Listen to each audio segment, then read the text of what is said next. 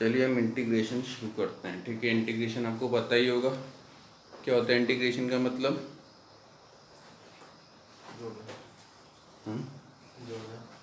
क्या जोड़ना।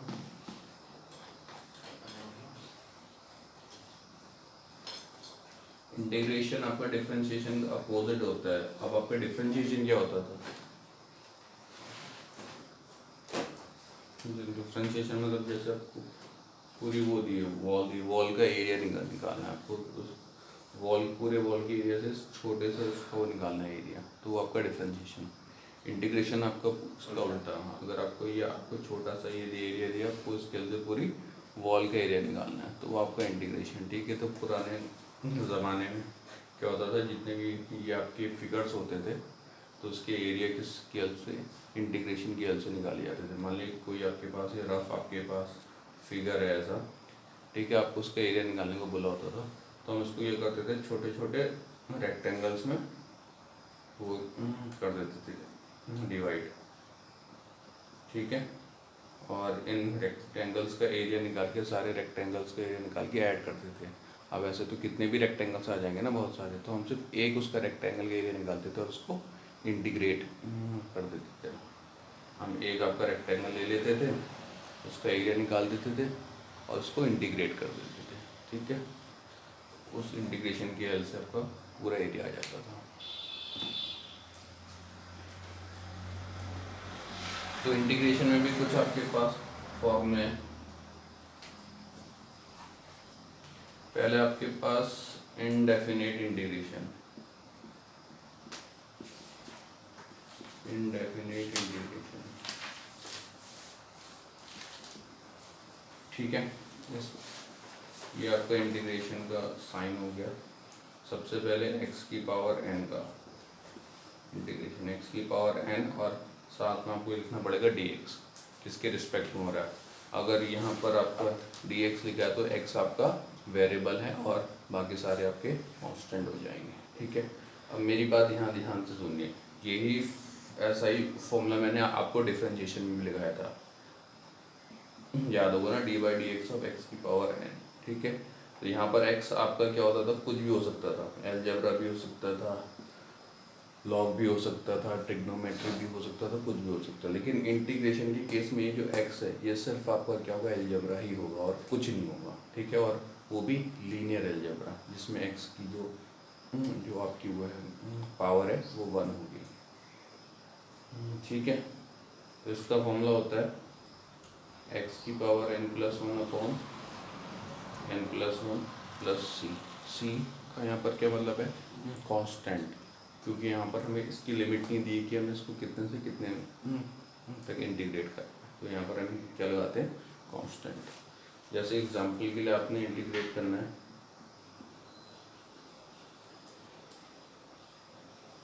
X square D x को। ठीक है, तो आप इसमें फॉर्मूला लगा सकते हो। आप अभी तो मैंने बोला था ये आपका लीनियर वो होना चाहिए अलजेब्रा, तो आप इसको ऐसे तो लिख सकते हो। अगर आप इसको ब्रैकेट के अंदर लिखो तो इसकी पावर कितनी होनी चाहिए, 1 होनी चाहिए। ठीक है, तो उसमें फॉर्मूला लगा देंगे एक्स की power 2 plus 1 upon 2 plus 1 plus सी, यानी X cube upon cube plus C. ठीक है, ये सिर्फ अलजेब्रा के लिए होगा, वो भी लिखना।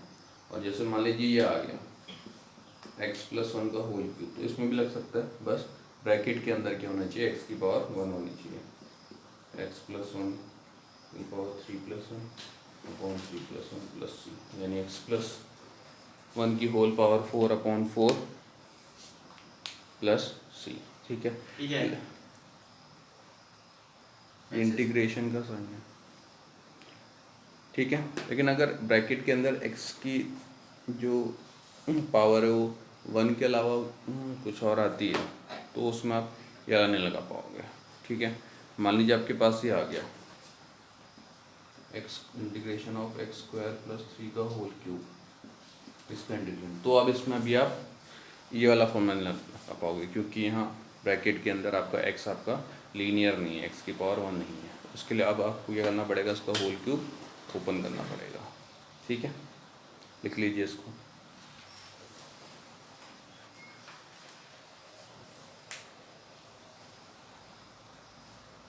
ठीक है, एक्स की इंटीग्रेशन ऑफ एक्स की power N D X equals to X की power N plus one upon N plus one plus C. यहाँ पर एक्स आपका सिर्फ आपका लीनियर अलजेब्रा होना चाहिए, ठीक है। मतलब अगर ये ऐसा आ भी गया एक्स स्क्वायर या एक्स क्यूब आ भी गया तो आप एक्स स्क्वायर से ब्रैकेट के अंदर लिख सकते हो ना।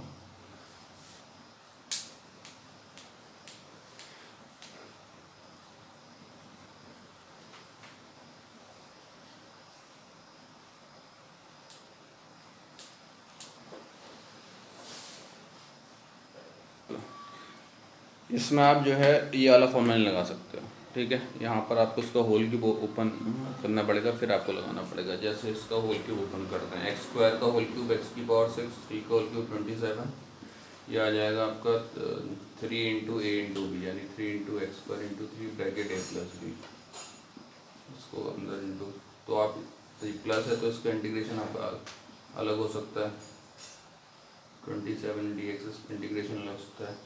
3 या 9, 9 एक्स स्क्वायर इंटू ए 9 एक्स की पावर 4, इसका इंटीग्रेशन अलग हो सकता है। 3 या 9, 9 या 27, 27 एक्स स्क्वायर डी एक्स, इसका इंटीग्रेशन अलग हो जाएगा, ठीक है। एक्स की पावर 6 का कितना हो जाएगा, एक्स की पावर 6 प्लस 1 अपॉन 6 प्लस 1, ये वाला फॉर्मूला लगाया मैंने ऊपर वाला। 27 आ जाएगा बाहर, अंदर सिर्फ रह जाएगा डी एक्स। अगर अंदर सिर्फ डी एक्स है तो उसका इंटीग्रेशन एक्स होता है, ठीक है। वहाँ क्या होता था, कांस्टेंट का डिफरेंशिएशन आपका 0 होता था, यहाँ पर आपका कांस्टेंट का डिफरेंशिएशन x होगा, और जो कांस्टेंट है वो बाहर इंटू में आ जाएगा।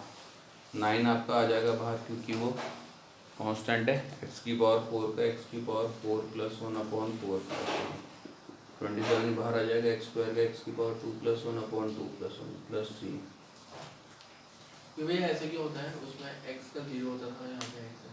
इंटीग्रेशन है ना, इंटीग्रेशन आपका डिफरेंशिएशन का उल्टा होता, ऑपोजिट होता है डिफरेंशिएशन इंटीग्रेशन। जैसे x की पावर n का इंटीग्रेशन x की power n plus one upon N plus one है, अगर आप ये x की power n plus one upon N plus one का क्या करोगे डिफरेंशिएशन, तो आपका आंसर x की पावर n आ जाएगा।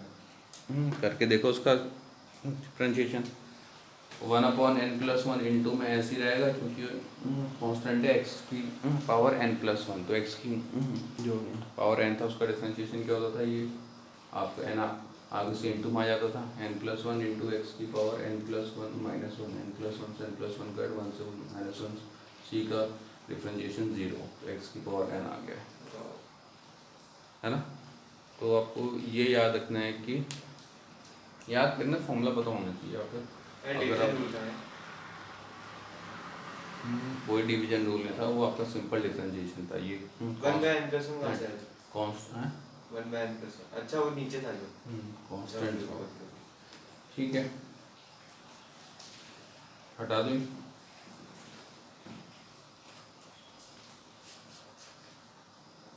अगला है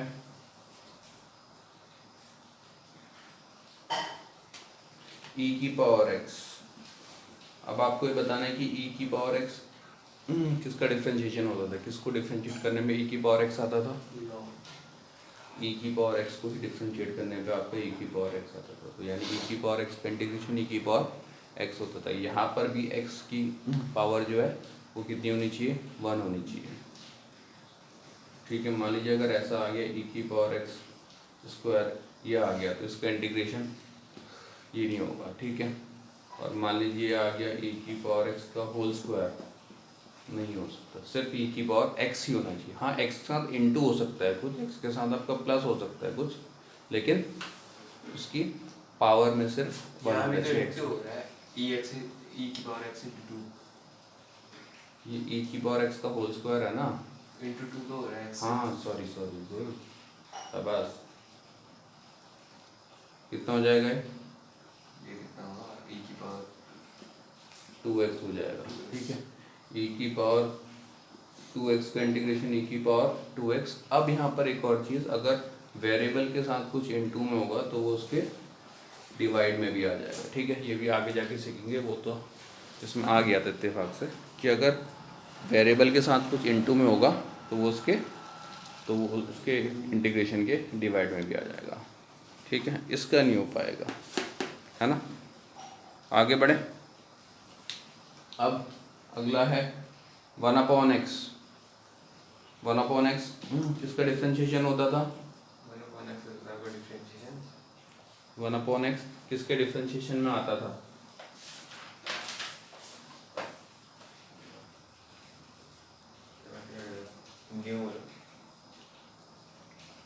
x का इंटीग्रेशन क्या हो जाएगा?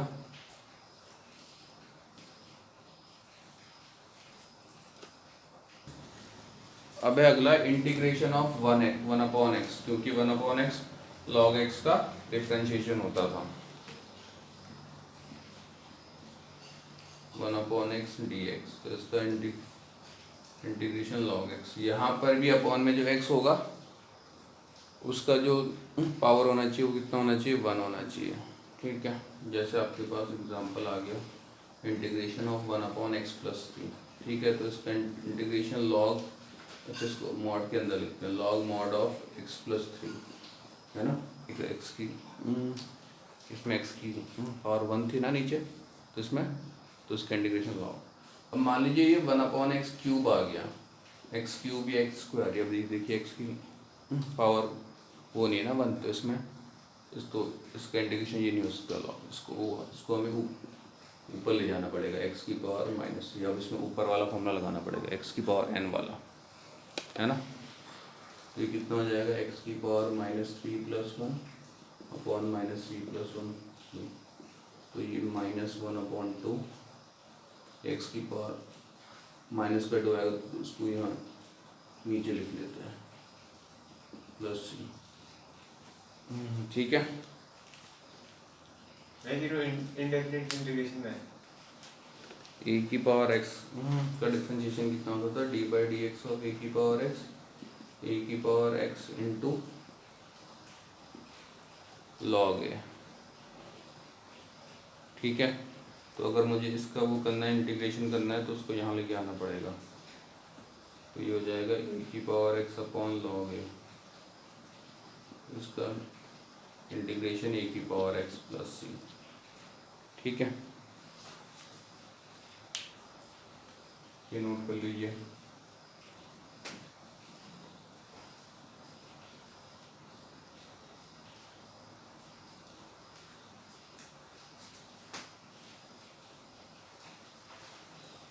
या फिर उसको उल्टा लिख लीजिए, सॉरी। अगर a की पावर x आ गया, a की पावर x का इंटीग्रेशन a की power x upon log a।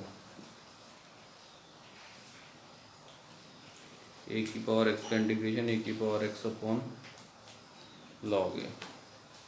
ठीक है, फिर अगले में आते हैं, फिर आपके ट्रिग्नोमेट्रिक को आ जाते हैं टर्म्स। साइन x किसका डिफरेंशिएशन होता था? माइनस कॉस x, तो साइन x का इंटीग्रेशन माइनस का कॉस x। कॉस x किसका डिफरेंशिएशन होता था? साइन x का। ऐसे फॉर्मूले नवेस कुछ समझने वाला नहीं है ना। sec स्क्वायर x आपका किसका डिफरेंशिएशन होता था? tan x, तो यानी sec स्क्वायर x का इंटीग्रेशन tan x। फिर sec x tan x, ये किसका होता था? sec x का, तो sec x tan x का इंटीग्रेशन, सॉरी हाँ sec x tan x में dx लगाना भूल गया इसमें, तो उसका इंटीग्रेशन sec x।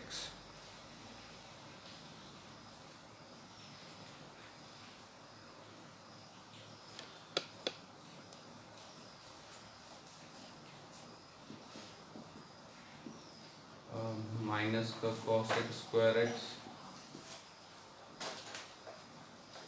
और फिर हाँ ये किसका होता 15 कहाँ से 9 थे तो माइनस का cot x, क्योंकि cot x का डिफरेंशिएशन माइनस का cos x स्क्वायर x होता था, तो माइनस साइन वहाँ लगा दिया मैंने। 10 cos x cot x, उसका माइनस का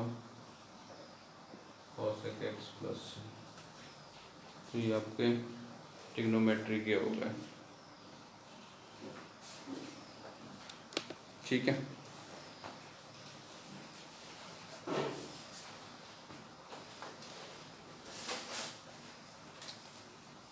ठीक है, ये लिख लिए। फिर इनवर्स ट्रिग्नोमेट्री के साइन इनवर्स एक्स का डिफरेंशिएशन क्या होता था? इनवर्स एक्स का होता 1/√1 माइनस एक्स स्क्वायर। तो 1/√1 माइनस एक्स स्क्वायर का integration sine inverse x plus c. अगर यहाँ माइनस आ जाए तो कॉस इनवर्स एक्स, है ना।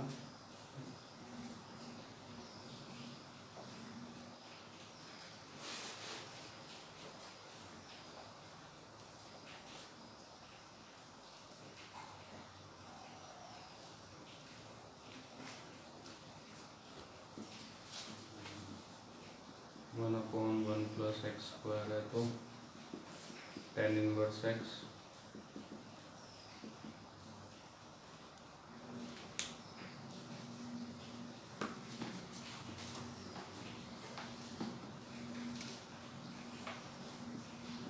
माइनस 1/1 प्लस एक्स स्क्वायर है तो कॉट इनवर्स एक्स।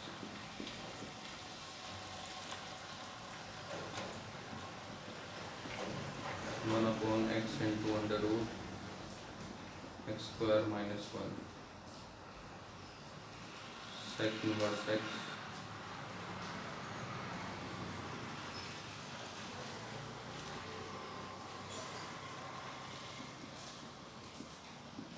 माइनस 1/, इसका इंटीग्रेशन कॉसेक इनवर्स एक्स, ठीक है।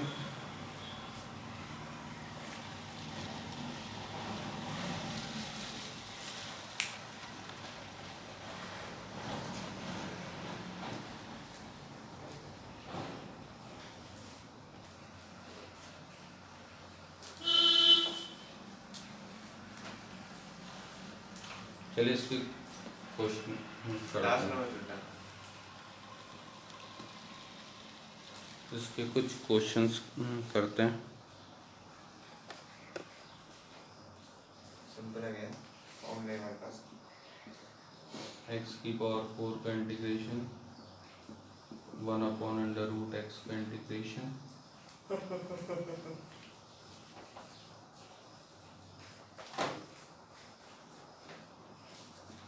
Two upon 1 plus cos 2x का इंटीग्रेशन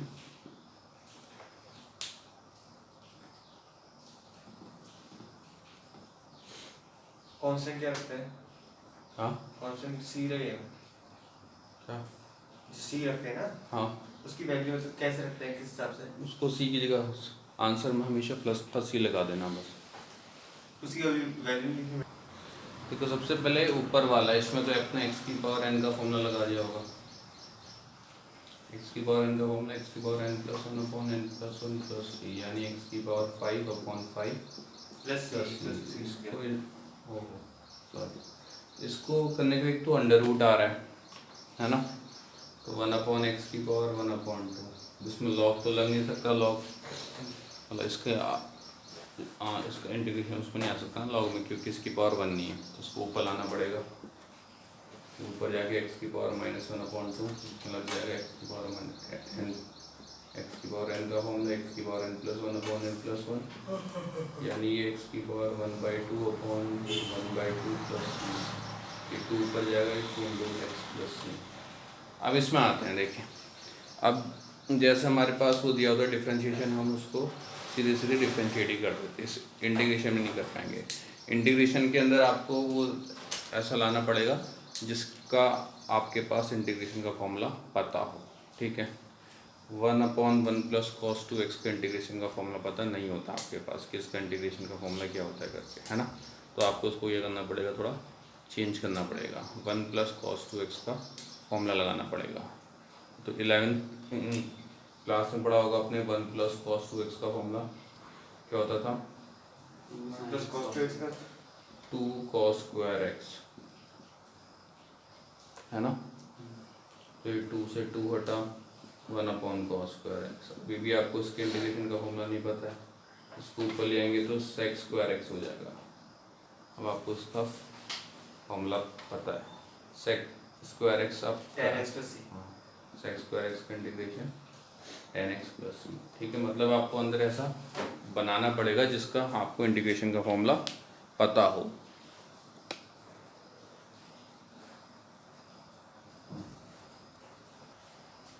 नेक्स्ट क्वेश्चन है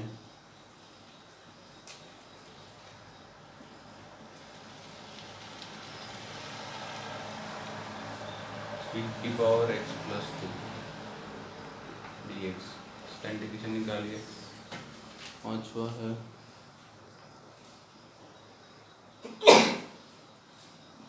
1 minus x into under root x, इसको कीजिए। अच्छा ये तो वो है ना e की पावर x वाला। कांस्टेंट की पावर x मतलब 3 की पावर x, जो a की पावर x का फॉर्मूला लिखा था मैंने आपको।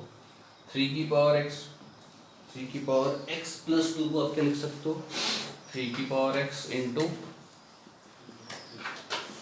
3 की पावर 2 लिख सकते हो ना। तो 3 की पावर 2 तो आपका 9 हो जाएगा। अब आपको इसमें लगाना है फॉर्मूला। तो a की पावर x का इंटीग्रेशन क्या बताया था मैंने, a की power x upon log a, है ना। अगला लिखिए इसमें ये a और e में क्या फर्क है? यहाँ पर इंटीग्रेशन भूल गया। छठा है integration of x cube plus 5x square plus 4x plus 1 upon x square dx, इसका इंटीग्रेशन कीजिए। एकदम से क्या करना है समझ लो यार। आसानी तो है, इसको सिंप्लीफाई कर लो ना, इसको अंदर मल्टीप्लाई कर लो। अंडरूट एक्स एक बार आपका 1 से मल्टीप्लाई होगा तो अंडरूट एक्स, अंडरूट एक्स एक बार एक्स से मल्टीप्लाई होगा तो दोनों की पावर्स को ऐड कर देना। उसके बाद इजीली हो जाएगा इंटीग्रेट। इस वाले में एक्स स्क्वायर को सबके अपॉन में लिख देना।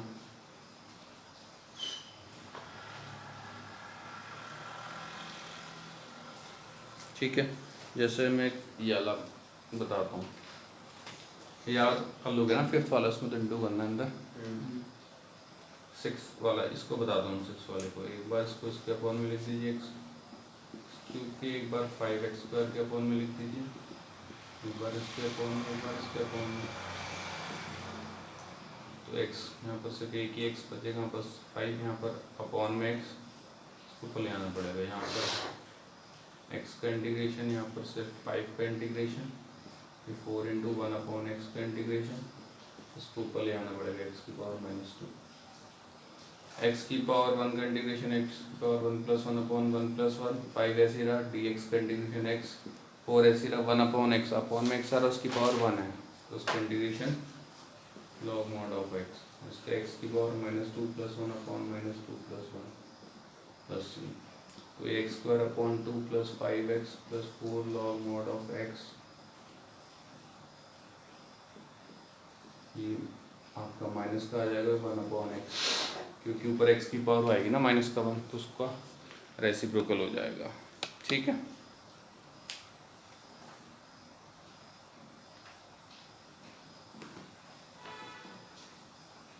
ऐसे ही आपको फिफ्थ वाले में करना है। फिफ्थ वाले में क्या करना है, इसको अंदर मल्टीप्लाई कर देना है बस।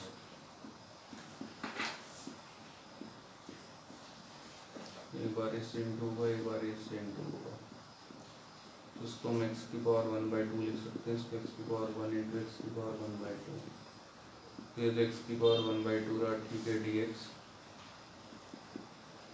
माइनस, जब सेम बेस वाले मल्टीप्लाई होते पावर ऐड हो जाती है ना, 1 प्लस 1/2 तो x की पावर 3/2, तो यहाँ पे लग जाएगा x की पावर n का फॉर्म, x की power n plus 1 upon n plus 1, इसमें भी x की power n plus 1 upon n plus 1 plus 1। तो ये हो जाएगा आपका x की पावर 3/2 अपॉन 3/2 माइनस एक्स की पावर 5/2 अपॉन 5/2 प्लस ऊपर आ जाएगा 2x की पावर 3/2 अपॉन 3 माइनस 2x की पावर 5/2 अपॉन 5 प्लस c। ये इसका आंसर हो गया। ठीक है, 50 बनाने थोड़ी कहते हैं मैं उस दिन क्या हुआ